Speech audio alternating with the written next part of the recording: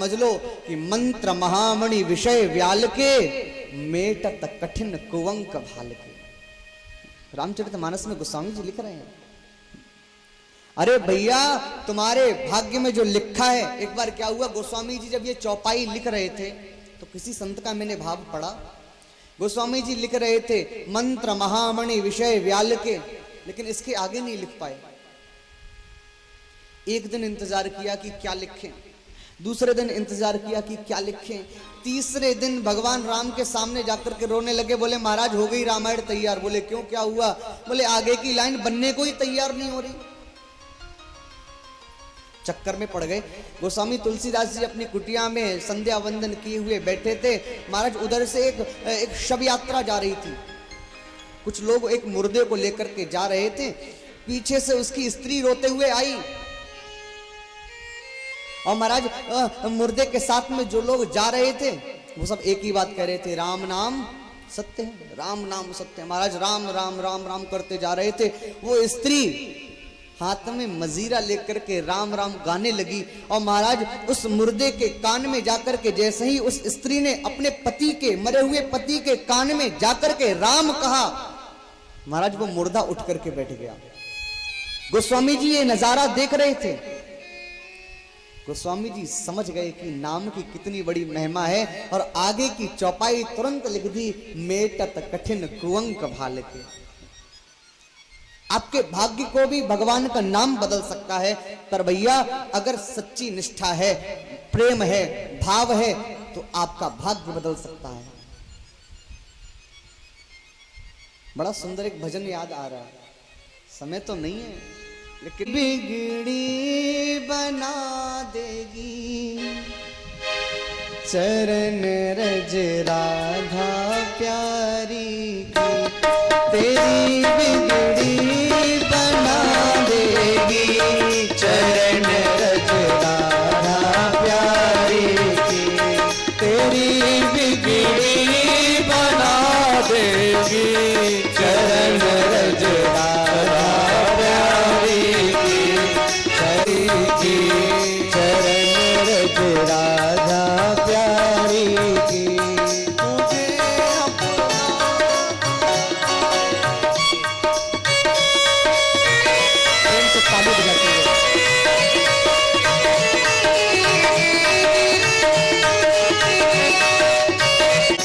बस एक बार श्रद्धा से लगा कर देख मस्तक पर, तू बस एक बार श्रद्धा से लगा कर देख मस्तक पर, तू बस एक बार श्रद्धा से लगा कर देख मस्तक पर, तू बस एक बार श्रद्धा से लगा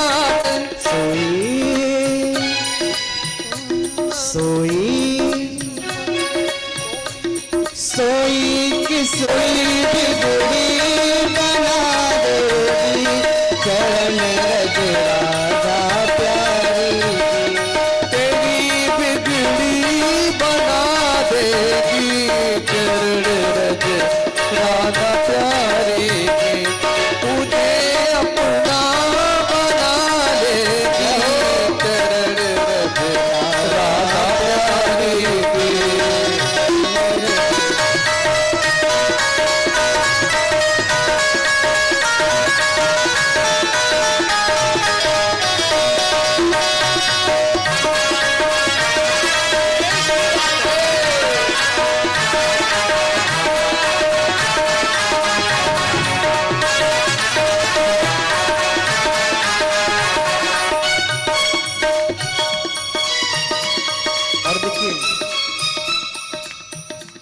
जरा सी प्रतिकूलताएं आ जाएं हमारे जीवन में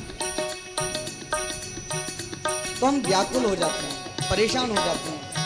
पर एक बात याद रखना, दुखों के लाख बादल हो या गम की आंधियां आए, दुखों के लाख बादल हो या गम की आंधियां आए,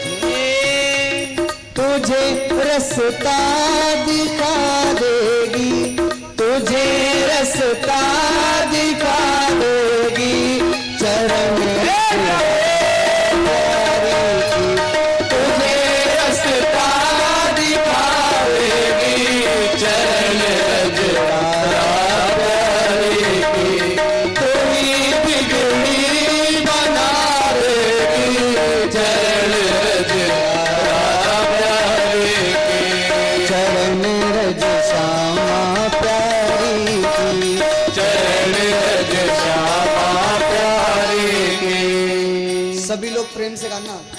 जय राधे राधे राधे बरसाने वाली रात, जय राधे राधे राधे बरसाने वाली रात, जय राधे राधे राधे बरसाने वाली रात, जय राधे राधे राधे बरसाने वाली रात, जय राधे राधे राधे बरसाने वाली रात, जय राधे राधे राधे बरसाने वाली रात, राधे राधे राधे बरसाने वाली रात, जय राधे राधे राधे बरसाने वाली रात।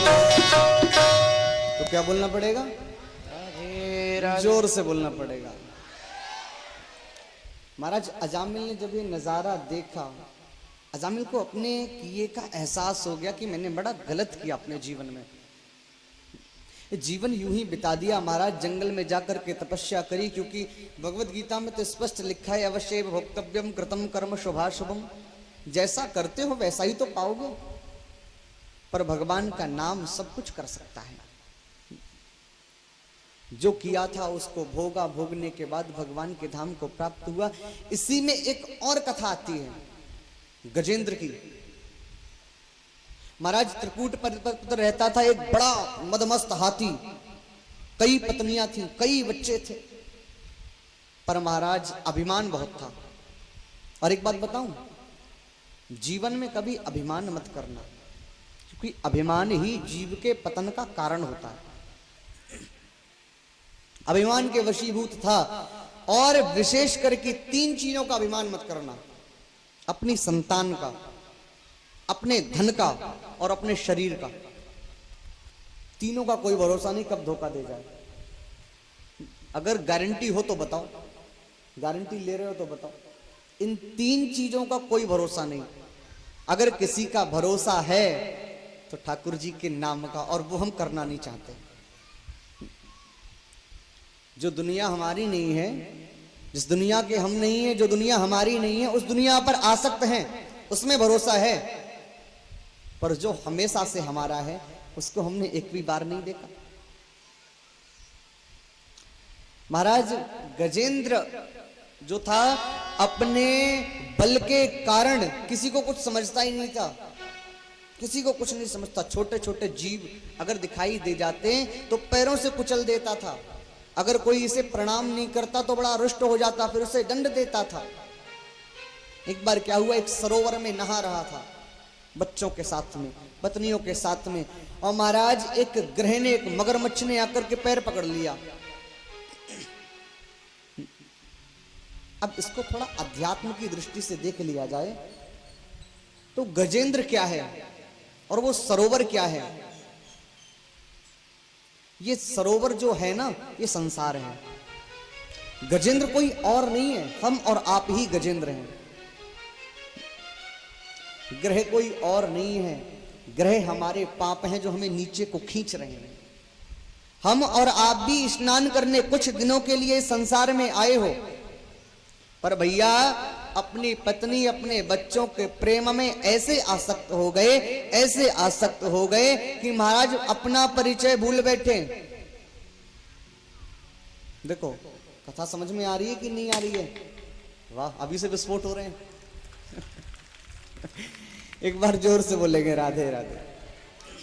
एक बार क्या हुआ, एक गुरुजी के पास में एक चेला पहुंचा। गुरुजी ने कहा कि अब बेटा कैसे आए? बोले गुरुजी हम आपसे मंत्र दीक्षा लेना चाहते हैं, आपको गुरु बनाना चाहते हैं। बोले ठीक है। गुरुजी ने मंत्र दे दिया, कंठी माला गले में धारण करवा दी, नाम रख दिया रामदास। अब महाराज, अब चेला ने कहा गुरु बनाया है तो कुछ सुनाओ, कुछ बताओ। बेटा मंच में मत चढ़ो, वहीं से भैया एक व्यक्ति को यहां पे आ जाओ, अगर कोई कुछ ला रहा है तो नीचे ही, मंच पे किसी को मत चढ़ने दो। चाहे थोड़े। महाराज गुरुजी के पास में वो चेला गया, गुरुजी ने नाम दे दिया, कंठी पहना दी। अब देखो बातें करना चालू कि जीजी हम बना के लाएंगे, जीजी हम बना के लाएंगे। हे भगवान, अगर नहीं बना पाओ तो हमें साथ में ले चलिए, हम भी बड़े एक्सपर्ट हैं खाना बनाने में, हम बना लेते हैं। 11 साल से बना बना के खा रहे हैं, 11 साल के थे तब से ही बना बना के खा रहे हैं, ऐसे बड़ा एक्सपीरियंस है हमें।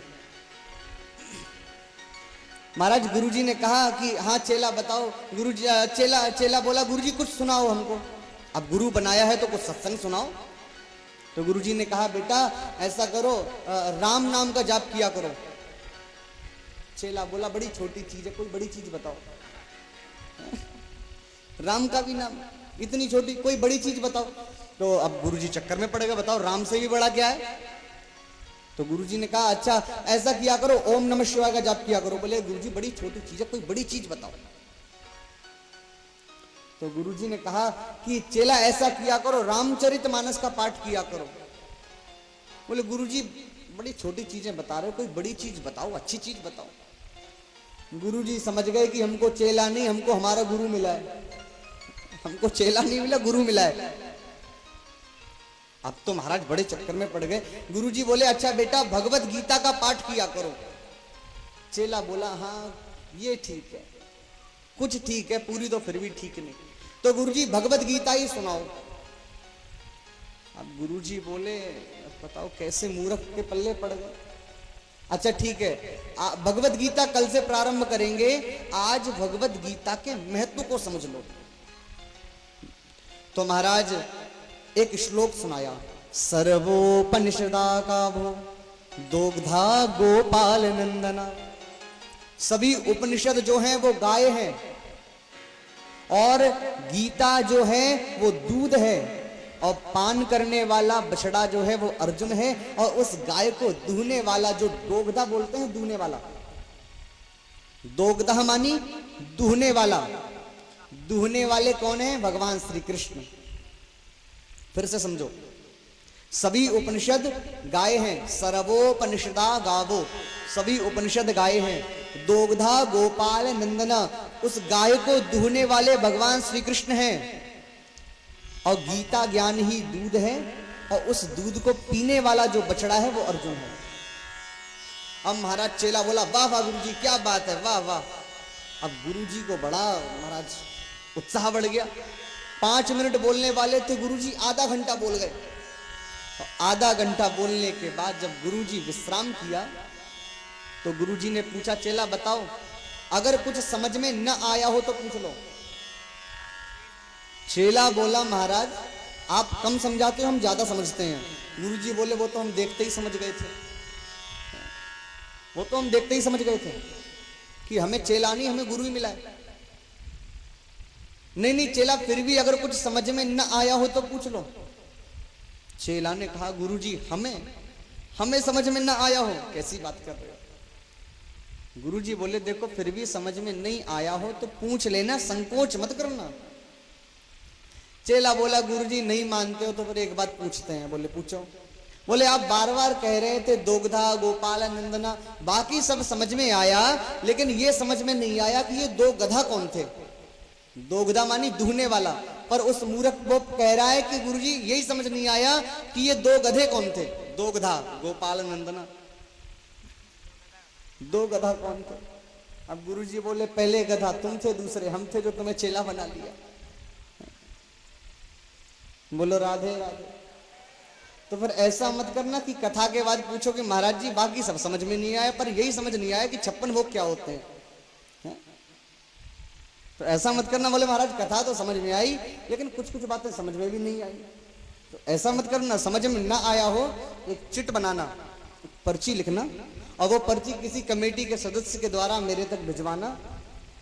जहां तक हो सकेगा मैं आपके उस उत्तर को आपके समक्ष रखूंगा, ठीक है। किसी की भी अगर कोई भी जिज्ञासा हो पूछ सकता है। पर देखिए पूछा दो स्थिति में जाता है, एक परीक्षक बन करके, एक जिज्ञासु बन करके।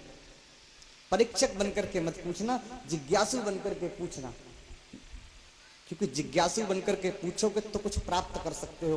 परीक्षक बन करके, शिक्षक बन करके पूछोगे तो हम और उल्टी खरी सुनाएंगे। बताओ भगवान कैसी कैसी पर्ची भेजते हैं लोग।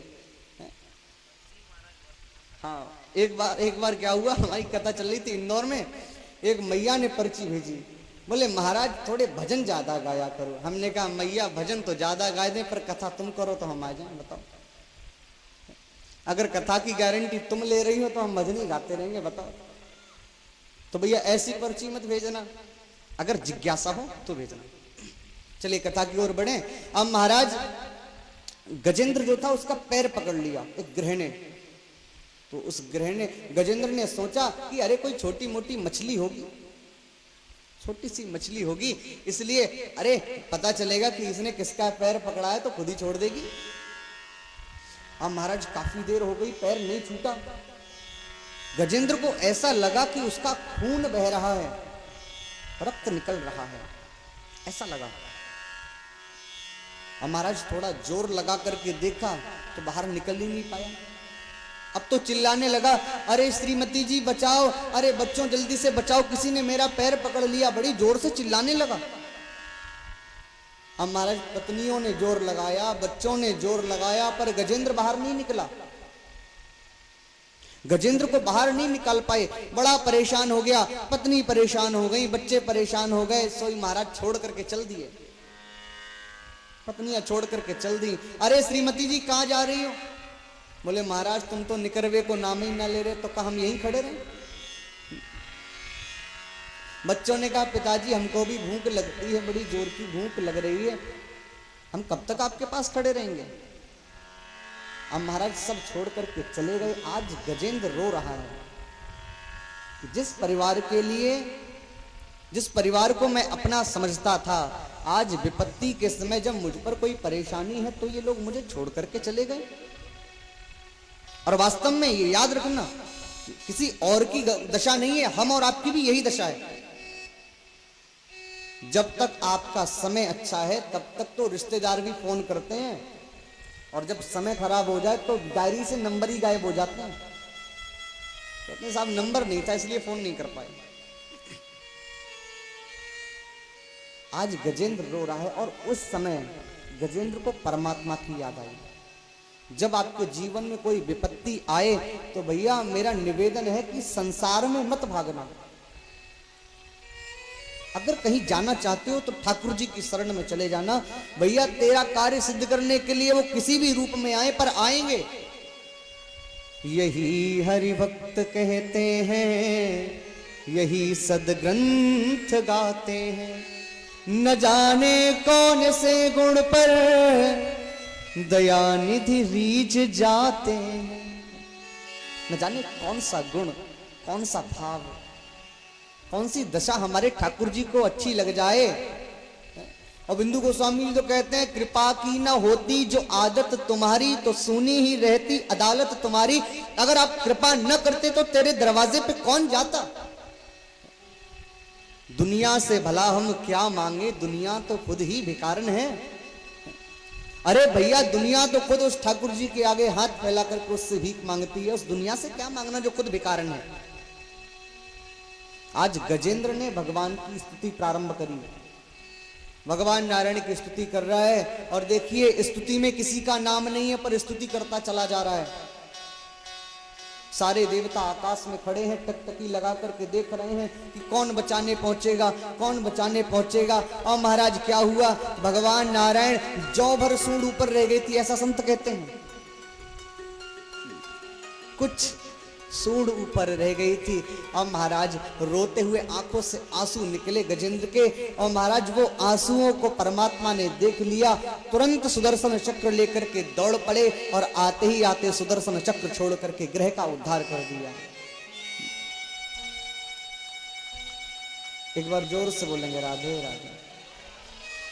किसी ने यहां पर प्रश्न किया,